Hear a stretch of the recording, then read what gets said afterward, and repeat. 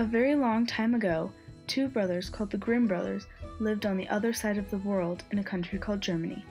They decided to write many stories for children.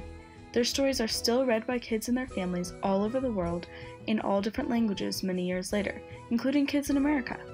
One of their stories is called Rapunzel. Rapunzel starts out like this.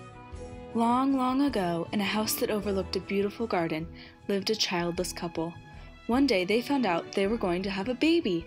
Their days passed in happiness, but then the wife got sick. She couldn't eat, and the husband was worried that she wouldn't get better.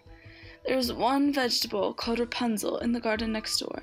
I will feel better if I can eat that," she said. But this garden was owned by a wicked witch who would let no one enter. He was scared, but one day the husband went into the garden. He got the vegetable, but as soon as he was about to leave, the wicked witch came back. "You thief! How dare you enter my garden?" she screamed. "I will let you go on one condition. You will give me the baby after it's born." The poor man had no other way out but to agree.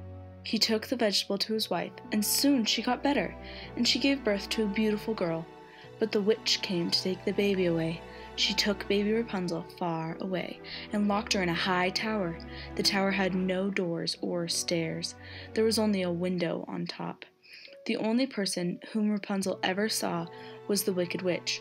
Rapunzel grew up to be a beautiful girl with pretty eyes, a beautiful voice, and her golden hair grew very, very long.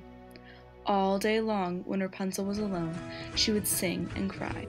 Every day the wicked witch came to the tower. She stood at the bottom of the tower and shouted, "Rapunzel, Rapunzel, let your hair down." Rapunzel would drop her long, braided hair through the window. The witch used the hair as a rope to climb into the tower.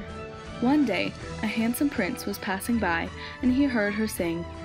He fell in love with her voice, and without telling anyone, he came to the tower every single day to hear her sing. One day, the prince saw the witch climbing up the tower using Rapunzel's hair. So the next day, the prince too called out to Rapunzel. "Let down your hair," he said. The prince climbed to the top of the tower.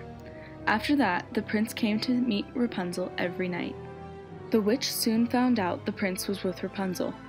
She cut off all of Rapunzel's beautiful golden hair and sent Rapunzel into the desert far, far away.